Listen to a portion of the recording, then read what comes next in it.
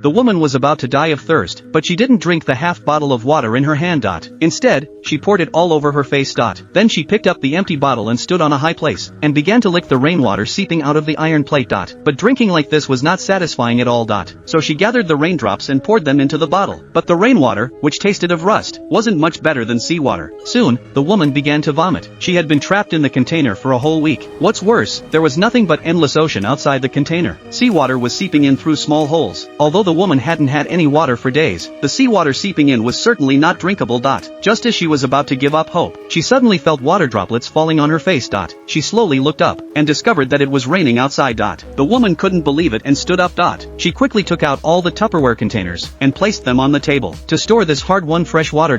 But this wouldn't last long. The urgent task was to quickly break open the container, but just as she had broken halfway through, the drill overheated and shut off. Now she had lost her only hope of escaping.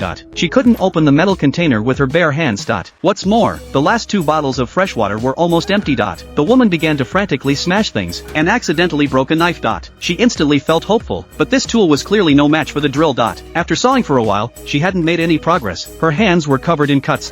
Additionally, due to prolonged dehydration, her body was already exhausted. By nightfall, she groggily felt her way to the uneaten placenta. For her child, a mother would do anything. The next day, the woman suddenly thought of a good way to escape.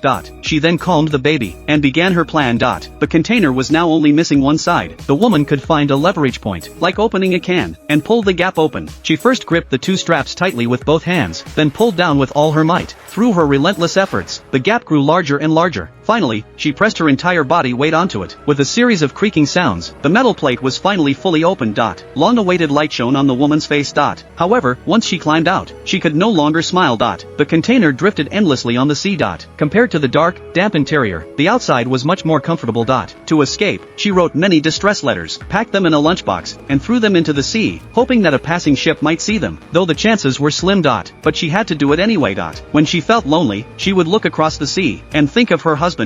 With no one to talk to, she would tell her baby how she had met his father. The baby didn't understand, but from his expression, it seemed he could sense his mother's feelings. Looking at her sleeping child, the woman vowed to stay strong and survive.